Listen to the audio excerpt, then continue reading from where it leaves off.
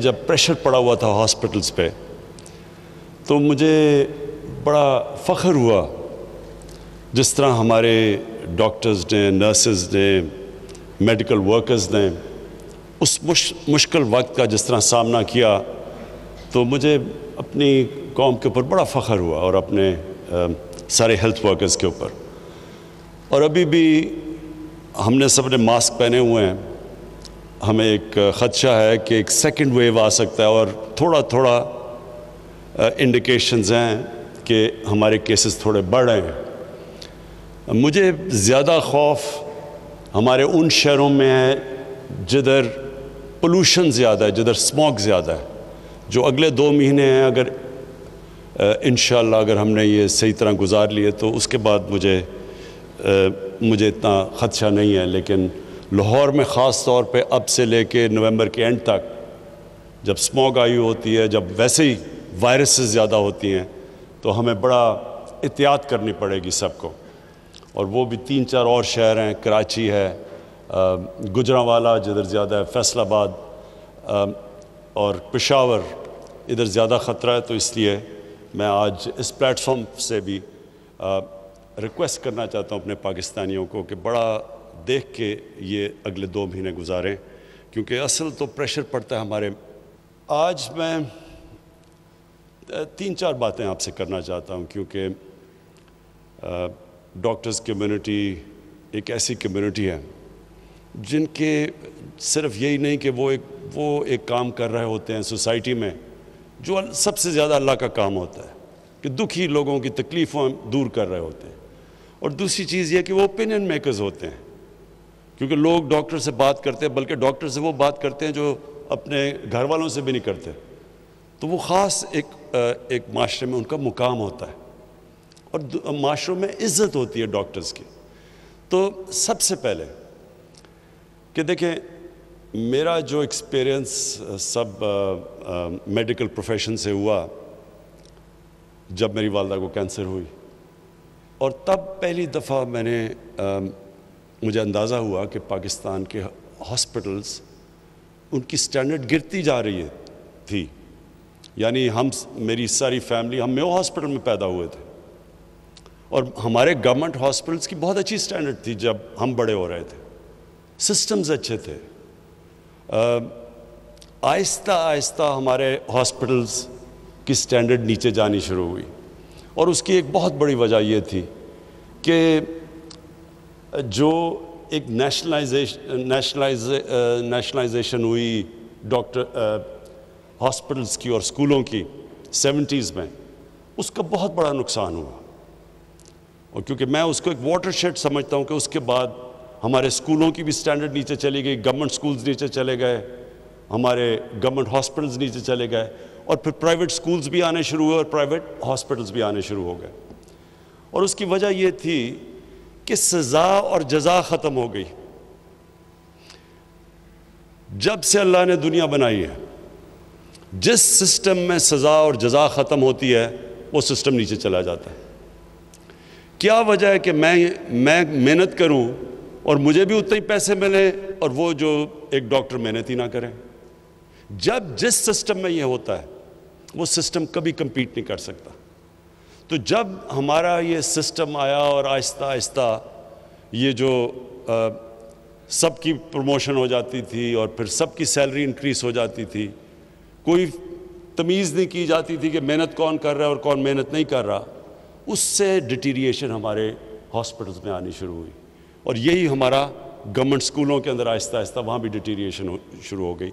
और फिर private schools बढ़ने शुरू हुए, प्राइवेट हॉस्पिटल्स आने शुरू हुए, क्योंकि जो पैसे वाले लोग थे वो तो अपना प्राइवेट हॉस्पिटल्स में जा सकते थे, लेकिन आम लोगों के लिए, गरीब लोगों के लिए गवर्नमेंट हॉस्पिटल्स हो गए।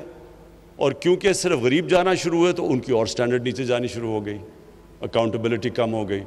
और जो अमीर लोग थे वो प्राइवेट हॉस्पिटल्स में, और फिर जो सुपर रिच थे वो अपनी चेकअप्स भी लंदन करवाने शुरू हो गए। तो उससे हुआ क्या कि जब जो मुल्क के फैसले जिन्होंने करने थे हेल्थ केयर के ऊपर, जब उनको खांसी भी हो तो वो लंदन चले जाएं, तो फिर किसने परवाह करनी थी कि पाकिस्तान का हॉस्पिटल्स और हमारे इंस्टीट्यूशंस कैसे इम्प्रूव होने थे। तो ये जो आहिस्ता आहिस्ता डिटीरिएशन हुई, हम अब उस स्टेज पे हैं कि हमें अब इस सारी चीज़ को ठीक करना है। मुझे लोग कहते हैं जी, जब से मैं अभी 2 साल 26 महीने हुए हैं, इमरान साहब किधर गया जी नया पाकिस्तान। मैं उन लोगों को समझा के थक गया हूँ कि नया पाकिस्तान एक स्विच नहीं है, गवर्नमेंट आई स्विच हुआ तो नया पाकिस्तान बन गया। ये फेरी टेल्स में ऐसी चीज़ें होती हैं। असल ज़िंदगी के अंदर रिफॉर्म प्रोसेस एक जद्दोजहद का नाम है। एक कौम जद्दोजहद करती है चेंज के लिए, पूरी एक कौम मिल के स्ट्रगल करती है, फिर चेंज आता है। और दुनिया में बड़ी बड़ी कौमों हमारे से बुरे हालात से उठ के कहाँ पहुँच गई, लेकिन स्ट्रगल करके पहुँची। जब मैं मदीना की रियासत की बात करता हूँ तो मैं अपने सारे लोगों को कहता हूँ वो स्टडी करें। वो दुनिया की तारीख का सबसे यूनिक फिनोमेना था। कभी ऐसी चीज़ हुई नहीं दुनिया में, दुनिया की तारीख में कभी ऐसी चीज़ नहीं हुई। ये तारीख का हिस्सा है, हम हमारे दीन का हिस्सा तो है ही, लेकिन हमें इसको तारीख का हिस्सा बनाना चाहिए, क्योंकि हम सीखेंगे उससे। क्यों अल्लाह कुरान में कहता है कि नबी सल्लल्लाहु अलैहि वसल्लम की सुन्नत पे चलो? अल्लाह को तो कोई फ़ायदा नहीं उससे, हमारी बेहतरी है। वो जो मॉडल बना था मदीना का, उसके ऊपर दुनिया की तारीख का सबसे अजीम सिविलाइजेशन खड़ा हुआ था। तो वो कोई मॉडल बनाया था ना दुनिया के ग्रेटेस्ट लीडर ने। तो जब अल्लाह हमें उनकी सुन्नत पे चलने को कहता है, तो वो हमें जिस तरह आजकल के हमारे, मैं बड़े नौजवानों को देखता हूँ कि बिल गेट्स की किताब पढ़ ली, वो दूसरा वो स्टीव जॉब्स की किताब पढ़ ली कि कामयाब कैसे होना है। वो इसलिए पढ़ते हैं ना कि इनको रोल मॉडल बनाते हैं। लेकिन किसी भी दुनिया के इंसान ने वो अचीव नहीं किया जो नबी सल्लल्लाहु अलैहि वसल्लम ने किया। तो उसको स्टडी करें। कुरान हमें ये कह रही है कि उसको स्टडी करें। तो वो जो उन्होंने स्टेट बनाई थी, वो एक स्ट्रगल थी। 4-5 साल तो वहाँ बड़ी स्ट्रगल की उन्होंने। उम्मा ख़तरे में थी 4-5 साल। जंगे खंदक और जंगे ओहद में उम्मा बड़े मुश्किल हालात में थी। बड़े खाने पीने के लिए चीज़ें नहीं थी, मुश्किल थे, स्ट्रगल की थी। तो लेकिन फिर वही दुनिया की तारीख है कि वो फिर जैसे उस स्ट्रगल से निकली, तो ऐसी मजबूत कौम निकली कि उन्होंने दुनिया की इमामत की कितने सालों, कितनी सदियों। हमारे लिए ये टाइम है अब स्ट्रगल करने का। एक इदारा जो ख़राब हो जाए, जिसमें बुरी आदतें पड़ जाएं, जिसके सिस्टम्स कोलैप्स कर जाएं, उसको ठीक करना का ज़्यादा मुश्किल होता है बनिस्बत एक नया इदारा खड़ा कर दो। हमने 2.25 साल में शौकत खानम हॉस्पिटल पेशावर बनाया है। जॉइंट कमीशन इंटरनेशनल, जो एक अमेरिका की एक्रेडिटेशन, एक आपको सर्टिफिकेट मिलता है, वो आके 1 हफ्ता पूरा ऑडिट करते हैं दुनिया में, सारी दुनिया में वो जाते हैं।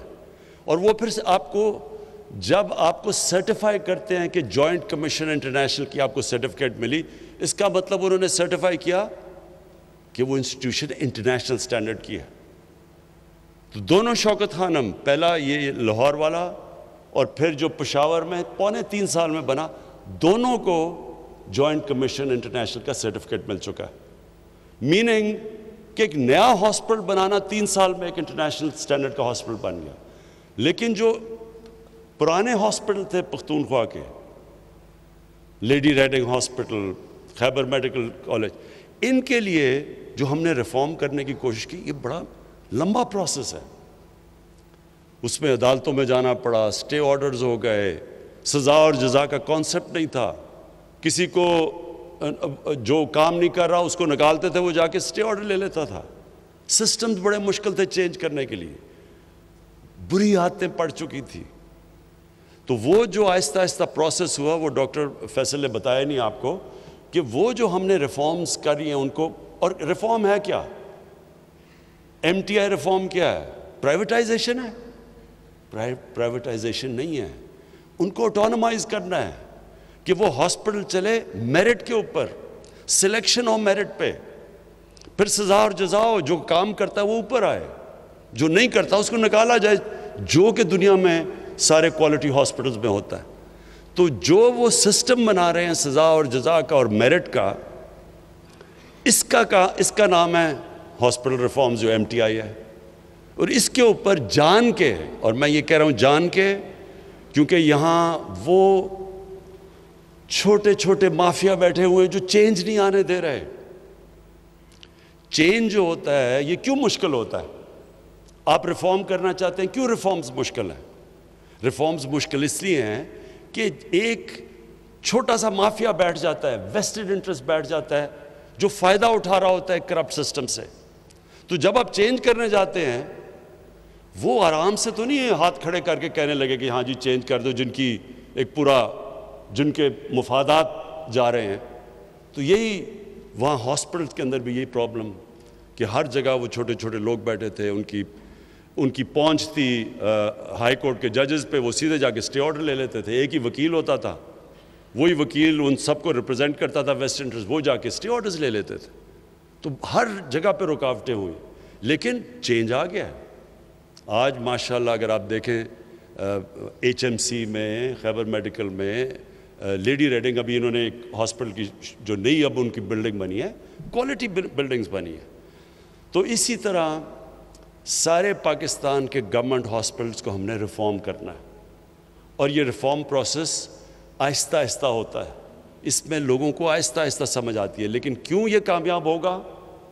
क्योंकि जब एक आम आदमी की ज़िंदगी बेहतर होती है, इसका मतलब कि आपको पब्लिक आपके साथ खड़ी हो जाती है, और हमेशा वेस्टेड इंटरेस्ट को सिर्फ शिकस्त देती है पब्लिक आपके साथ खड़े होकर, क्योंकि वेस्टेड इंटरेस्ट ताकतवर होता है। यही हो रहा है। अब आप देखते हैं वो सारे जेब कुतरे एक ही स्टेज पे खड़े होकर शोर मचाते हैं, जी तबाह हो गया, मारा गया, मुल्क तबाह हो गया।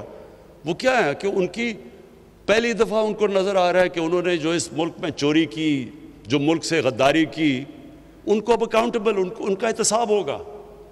और वो एक ऐसा प्राइम मिनिस्टर आया जो आप जो मर्जी कर ले, वो ब्लैकमेल नहीं होने लगा, उसने एहतसाब करना है इनका।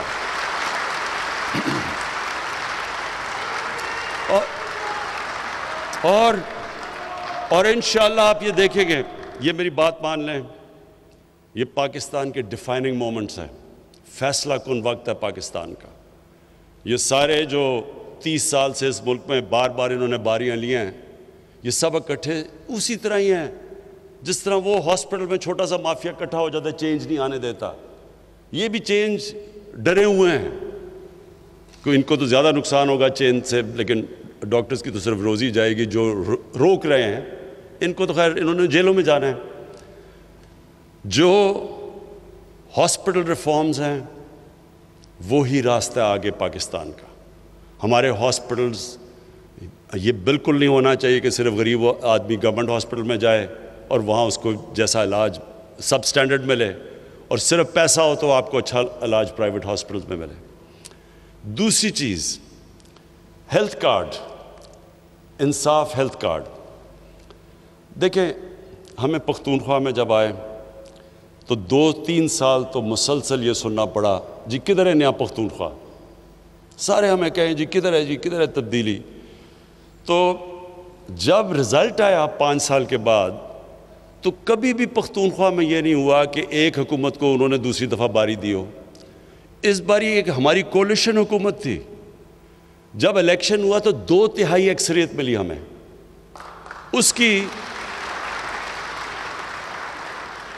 उसकी वजह कई वजूहात थी। एक तो था करप्शन, बिल्कुल नीचे ले गए हम, करप्शन चली गई नीचे। उसके बाद एक लोकल गवर्नमेंट सिस्टम, गांव के लेवल के ऊपर हमने उनको एम्पावर कर दिया, वो भी था। पुलिस को काफ़ी चेंज आ गया पुलिस के अंदर।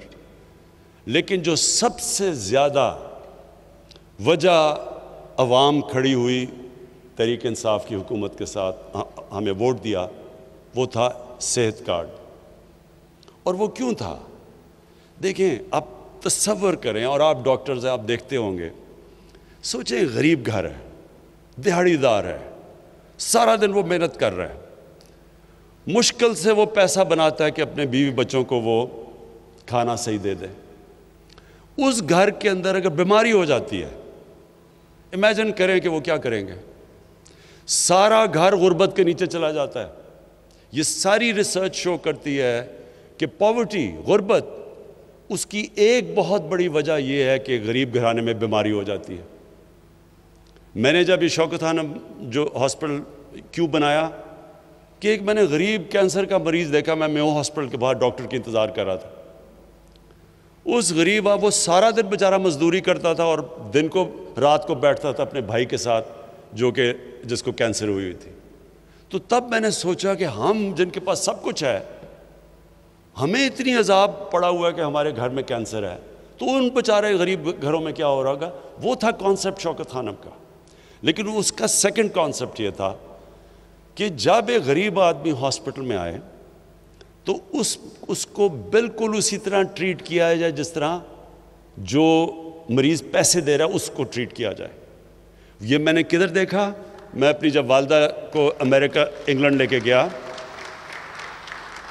मैं अपनी वालदा को जब इंग्लैंड लेके गया तो मैं तो पैसे दे के अपनी वालदा का इलाज करवा रहा था, साथ उनके एक नेशनल हेल्थ सर्विस के ऊपर मुफ्त इलाज हो रहा था एक खातून का।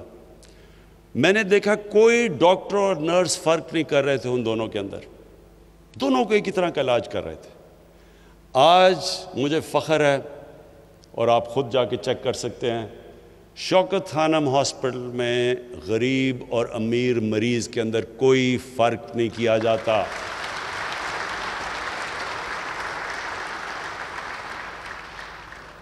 और ये आप ख़ुद देख सकते हैं।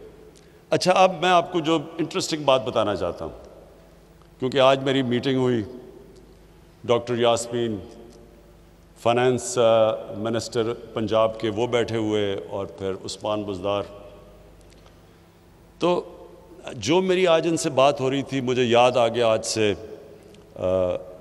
तकरीबन 25 साल पहले जब शौकत खानम खुला तो हमारी इसी तरह की डिबेट हो रही थी। मैंने लोगों को कहा था, जो पैसा इकट्ठा किया सड़कों पर जाके, मैंने सबको कहा कि ये हॉस्पिटल में गरीब आदमी का मुफ्त इलाज होगा। हमारा बोर्ड ऑफ गवर्नेंस की मीटिंग हो रही है और हमारा तब चीफ एग्जीक्यूटिव एक अमेरिकन हम बाहर से लेके आए थे, क्योंकि पाकिस्तान में कोई एडमिनिस्ट्रेटर नहीं था जो कि एक स्पेशलाइज्ड कैंसर हॉस्पिटल को चला सके। तो उसने बैठ के बोर्ड ऑफ गवर्नेंस की मीटिंग में जब हो रहा, उसने कहा कि अगर आपने 5% से ज़्यादा कैंसर के मरीज़ों का मुफ्त इलाज किया तो मैं आज आपको राइटिंग में दे रहा हूं कि ये 3 महीने में हॉस्पिटल बंद हो जाएगा, क्योंकि कैंसर का इलाज इतना महंगा है, ये हो ही नहीं सकता कि आप 5% से ज़्यादा। और उसने फिर दुनिया में मिसालें दी, टाटा इंस्टीट्यूट उसने बताया हिंदुस्तान में, उसका बताया, और कि ये सारे हॉस्पिटल कहीं भी 5% से ज़्यादा कैंसर के मरीज़ों का मुफ्त इलाज नहीं होता। तो मैंने तो उसको कहा कि मैंने तो लोगों से वादा किया हुआ है कि 70% कैंसर के मरीज़ों का मैं मुफ्त इलाज करूँगा। मैंने तो ये कोई प्राइवेट हॉस्पिटल बनाने के लिए तो नहीं किया, मैंने तो कोई इसलिए तो नहीं पैसा इकट्ठा किया कि मैं कमर्शियल हॉस्पिटल बना दूँ। वो 3 महीने के बाद चला गया, वो 3 महीने के बाद चला गया। आज भी दुनिया का ये वाहिद कैंसर हॉस्पिटल है जिधर 75% कैंसर के मरीजों का मुफ्त इलाज होता है, और आज भी चल रहा है। तो मैंने आज जो मीटिंग की, डॉक्टर यास्मीन बहुत घबराई हुई थी, बुरा हाल था उनका, क्योंकि मैंने कहा कि सारे पंजाब के आपने लोगों को हेल्थ कार्ड देना है।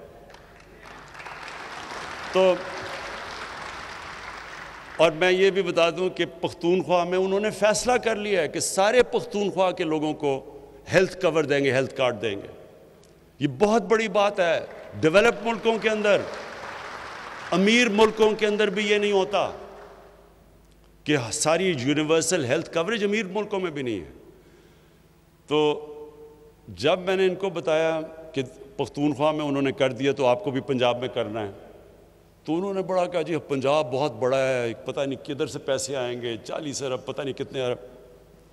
तो मैंने उनको ये तब भी ये समझाया कि देखें, ये आप जब एक गरीब इंसान को, जब उनको आप उनके पास हेल्थ कार्ड आएगा गरीब घराने के अंदर, हो सकता है उनको इलाज ना ही करवाना पड़े, लेकिन उनको जब कॉन्फिडेंस होगा कि अगर हमें कोई हमारे घर में बीमारी होती है तो हम सिर्फ गवर्नमेंट हॉस्पिटल नहीं, हेल्थ कार्ड की वजह से किसी भी अस्पताल में जाके अपना इलाज करवा सकते हैं। अब सोचें,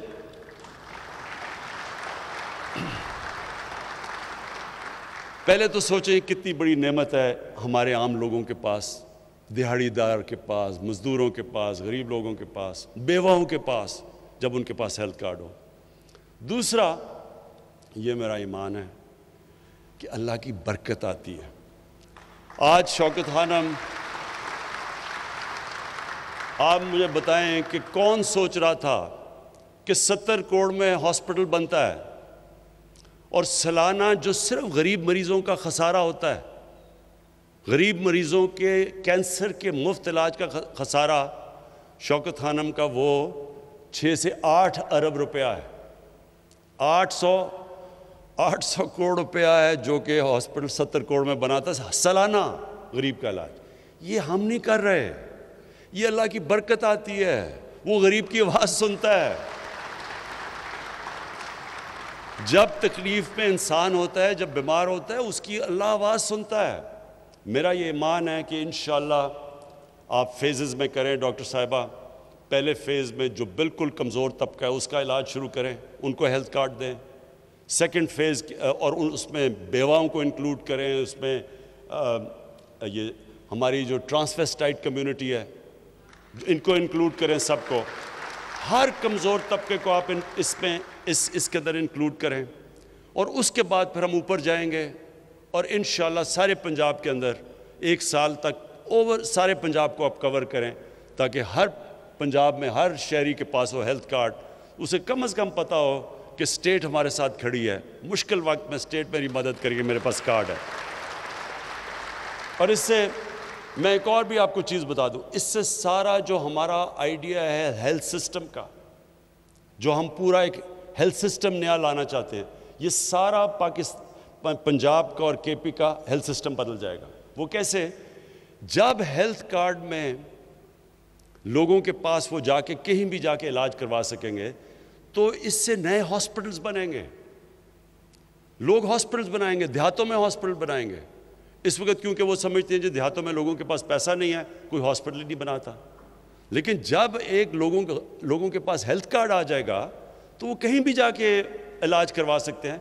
तो उससे और फिर हम प्राइवेट हॉस्पिटल को, अब प्राइवेट सेक्टर को इनकरेज कर रहे हैं। कोई भी इक्विपमेंट जो पाकिस्तान में नहीं बनती, अगर हॉस्पिटल के लिए इंपोर्ट करना चाहते हैं, वो ड्यूटी फ्री आएगी।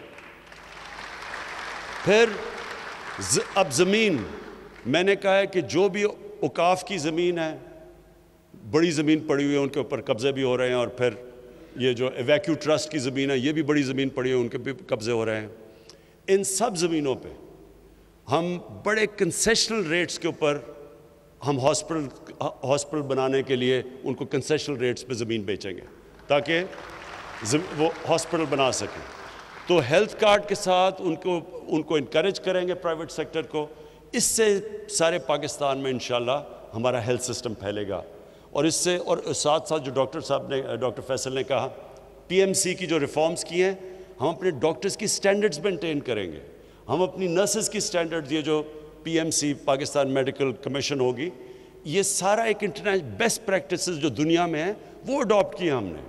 और उससे सिर्फ ये कि हमारे डॉक्टर्स और उनकी स्टैंडर्ड हो, क्योंकि एक वक्त पे पाकिस्तान के डॉक्टर्स सारी दुनिया में जाते थे, उसके बाद काफ़ी प्रॉब्लम्स आई हैं हमारी। अब वो अपने अलहदा टेस्ट करते हैं, वो समझते हैं कि हमारे डॉक्टर्स की वो क्वालिटी नहीं, तो उनकी क्वालिटी फिर रेज करने के लिए और सारे फिर हेल्थ प्रोफेशनल्स के लिए।